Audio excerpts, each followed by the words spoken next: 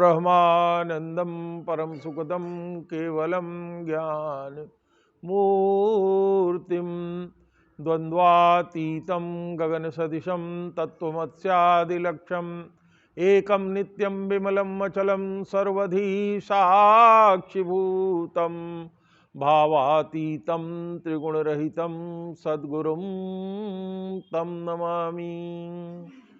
प्रिय साधक गण, पिछले लगभग 2 महीने से हर रविवार को आप लोग साधना में आते हैं। कुछ लोग जो लगातार आते हैं वो इसमें जो प्रवचन होता है उससे अवगत हैं।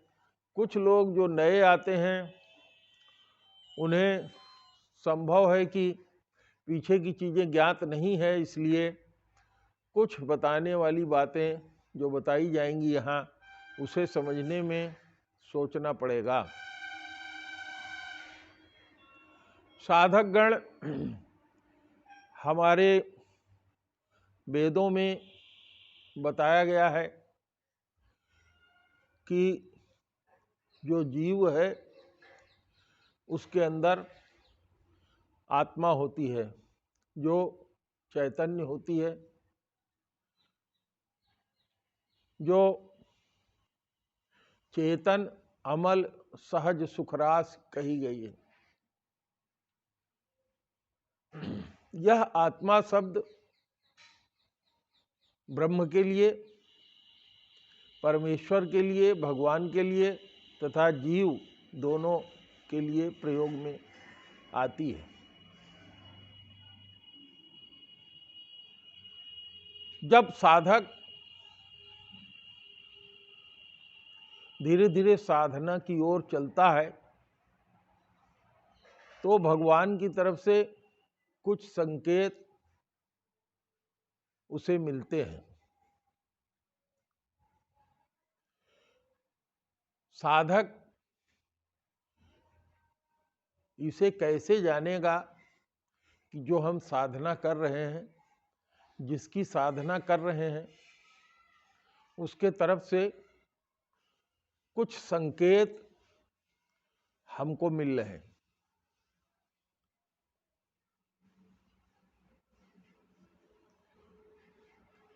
जो ईश्वर की वाणी होती है उसको परा, पश्यंती, मध्यमा और वैखरी 4 वाणी जो वेदों में कही गई है उसमें से कौन सी होती है ये हम आपको बताएंगे। वैखरी वाणी वो है जो हम जिह्वा से बोल रहे हैं और आप तक पहुंच रही है। पश्यंती वाणी वो है जो कुछ भी बोला जा रहा है, परमात्मा के बारे में जो आप ध्यान करते हैं, वह जब आपके हृदय में आपको दिखने लगता है, वो जो कुछ कहना चाहता है वह आपके हृदय में प्रकट होने लगता है, तो उसे पश्यंती कहते हैं। मध्यमा वाणी वो होती है, जैसे कभी कभी कोई व्यक्ति जप करता है तो मुंह से कोई आवाज नहीं निकलती है, लेकिन गले से जप करते समय कोई दूसरा आदमी नहीं सुन पाएगा, लेकिन गले से भी वो थोड़ा प्रयोग करता है।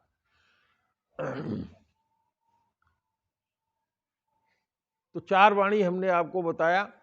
परावाणी जो होती है वह व्यक्ति के नाभि के पास या पूरे शरीर में उसकी अनुभूति होती है।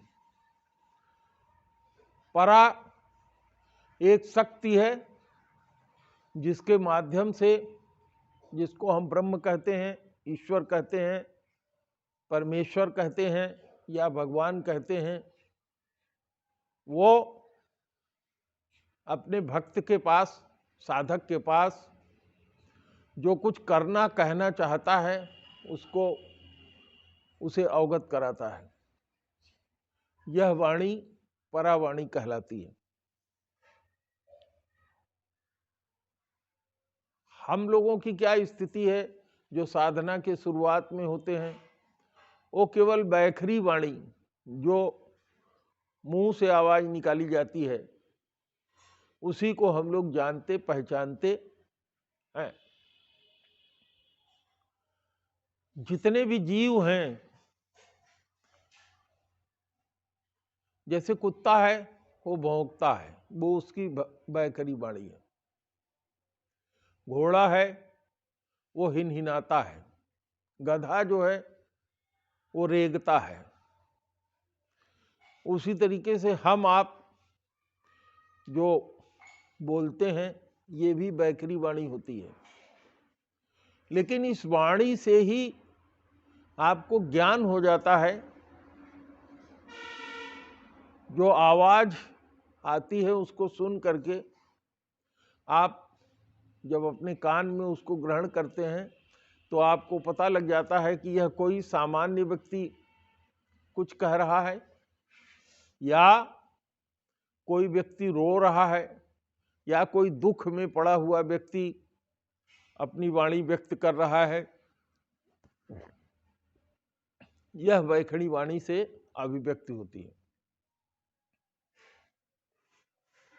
तो जैसे जैसे साधक अपनी साधना में आगे बढ़ता है वो ईश्वर का,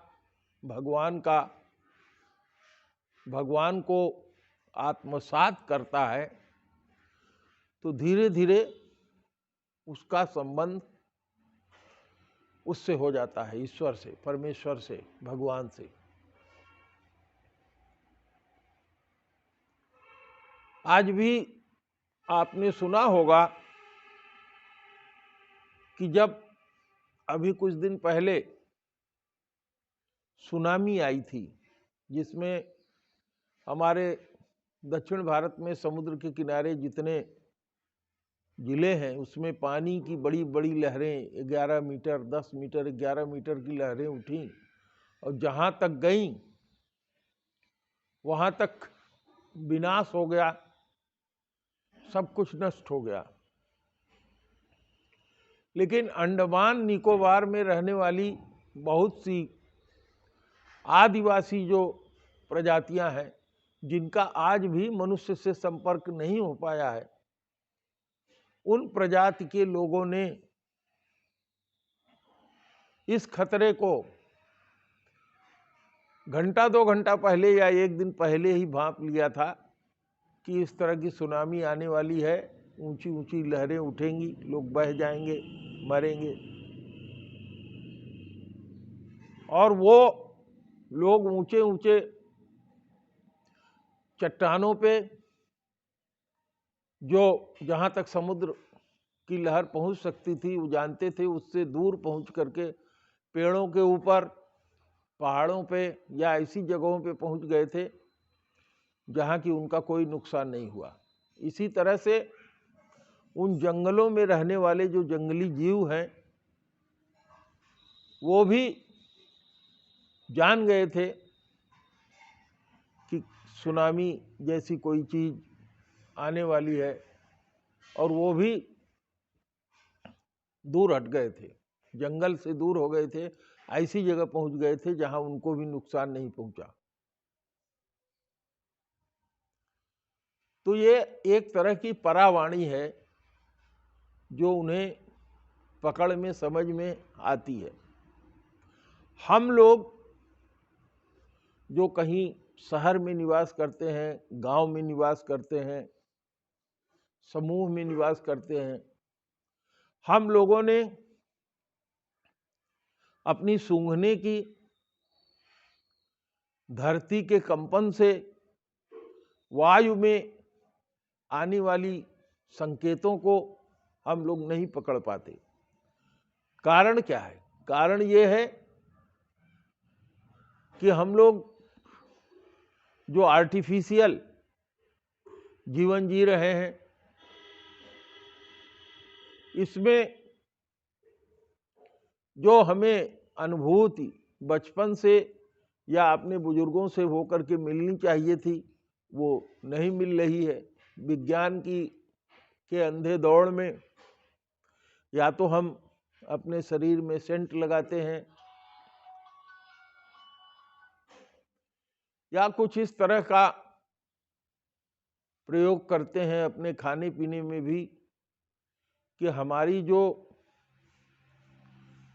कान से जानने की, सुनकर समझने की, नाक से जो सूंघ कर समझने की, हवा के वाइब्रेशन से जो जानने की शक्ति थी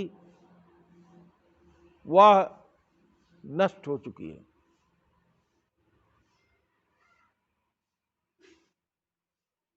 तो जिनकी इस तरह की शक्तियां बरकरार हैं वो कहीं न कहीं ईश्वर की परावाणी सुन लेते हैं। इसी तरह से जो साधक है, जब अपने मन को, मैंने जैसा आप लोगों से चर्चा किया था, 5 यम और 5 नियम में अपने को लगा देता है, तो उसके परिणाम स्वरूप धीरे धीरे उसका साक्षात्कार अपनी आत्मा से या भगवान से हो जाता है, किसी ऐसी अदृश्य शक्ति से हो जाता है जिसके कारण उसे घटनाओं की अनुभूति हो जाती है। तो आप भी साधना में आए हैं और लगे हैं। क्या चीजें हैं जिन्हें आपको बिल्कुल विस्मित नहीं करना चाहिए? जैसे आपसे चर्चा किया था पिछली बार हमने कि आपको सत्य संकल्प होना चाहिए जिसमें कोई विकल्प नहीं होता। छोटे छोटे संकल्प लेते हैं हम, पूरा करते हैं उनको, उनके साथ कोई और विकल्प नहीं रखते कि हमने ये संकल्प लिया है, अगर उसमें बाधा आएगी तो हम उस संकल्प को छोड़ करके इस तरह से उसका रास्ता निकाल लेंगे। अगर आपने पहले से सोच लिया तो वो कोई संकल्प नहीं है। संकल्प से व्यक्ति सिद्धि की ओर चलता है, सत्य के साथ रह करके सत्य का साक्षात्कार कर लेता है, अहिंसा के साथ रह करके अहिंसा का साक्षात्कार कर लेता है। इसी नाते जंगल में रहने वाले वो ऋषि मुनि या ऐसे साधक जो भले जंगल में न रहते हों, वो जब अहिंसा का साक्षात्कार कर लेते हैं, यानी किसी तरह की भी हिंसा उनके मन में, वाणी में, कर्म में नहीं रह जाती, तो जो हिंसक जीव हैं वो भी ऐसे व्यक्ति के नजदीक आने पर अपने हिंसा का प्रहार नहीं करते। इसकी साधना पूज्य गुरुदेव जी ने मुझे कराया था।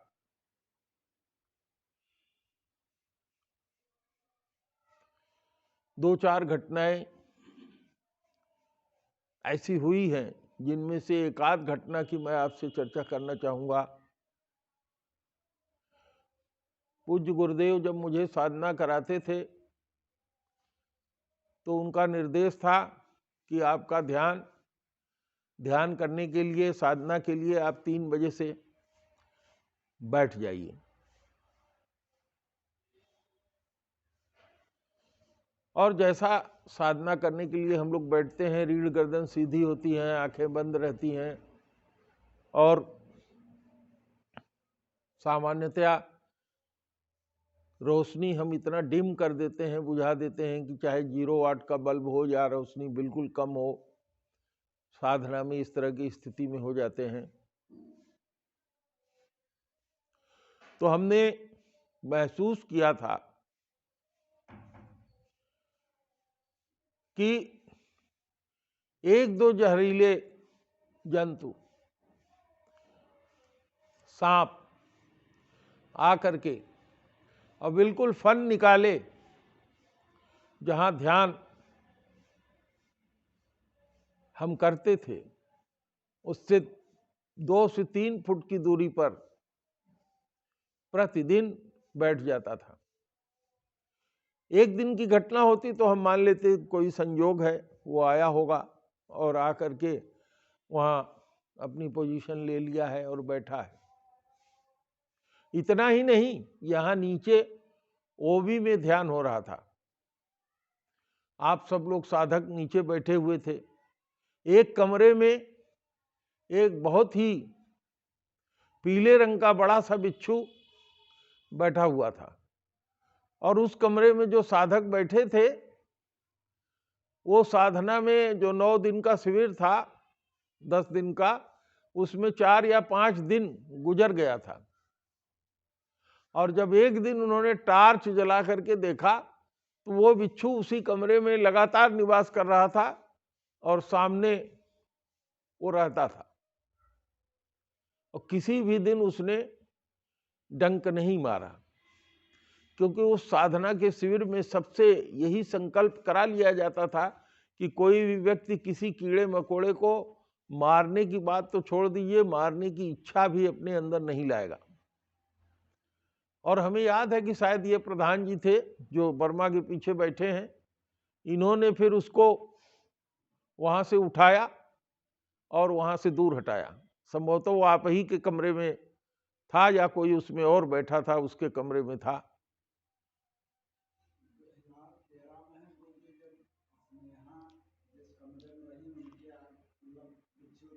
हाँ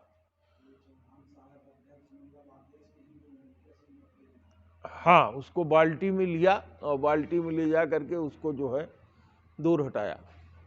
वो स्नेहा जो है उस कमरे में ध्यान कर रही थी और ये 4था या 5वां दिन था ध्यान का, उसमें वो लगातार रहता था। तो इस तरह की स्थिति धीरे धीरे साधक के मन में जब स्थिति उसकी उत्पन्न हो जाती है कि वो सत्य का साक्षात्कार कर लेता है, अहिंसा का साक्षात्कार कर लेता है, तो ये सब सारी चीजें घटती हैं। इसी तरह से भगवान भी गुरु के रूप में या सीधे जब आप ध्यान करते हैं, जब आप भगवान की पूजा में लगे होते हैं, साधना करते हैं, तो कोई एक स्थिति ऐसी आती है आपके सामने जब हो सकता है आपके गुरु भी न हो, आप वहाँ अकेले हों और आप महसूस करते हैं कि हमको मार्गदर्शन मिले, और वहाँ उस परम पिता परमेश्वर से आपका मार्गदर्शन वहाँ होता है। या जिन लोगों को अभी इस तरह की अनुभूति नहीं हुई है, जब आप इसमें लगातार साधना में आ जाएंगे तो आपको अनुभूत होगा कि इस तरह की स्थिति आने लगी है। तो इसके लिए कुछ नहीं, जैसे आप साधना में मैंने चर्चा किया है कि ज़्यादा समय आपको नहीं मिलता, तो जब आप उठते हैं उससे आधा घंटे पहले, 45 मिनट पहले उठना शुरू करिए और प्रतिदिन इस साधना में बैठिए। रात्रि को जब आप विश्राम में जाते हैं तो सोने से पहले आधा घंटा आप अपने बिस्तर में ही बैठ करके इस तरह का ध्यान कर सकते हैं।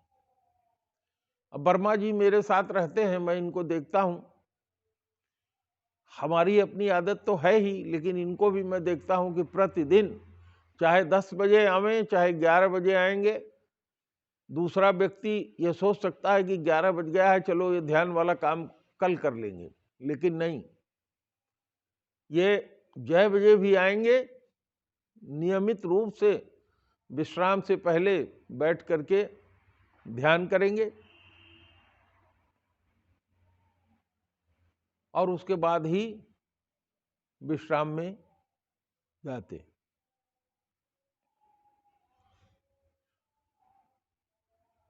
तो सबसे बड़ी बात यह होनी चाहिए कि आपको अपने ऊपर धीरे धीरे विश्वास आवे। अपने ऊपर जब आपको विश्वास आ जाएगा कि हम जो कर रहे हैं सही कर रहे हैं, सही दिशा में चल रहे हैं,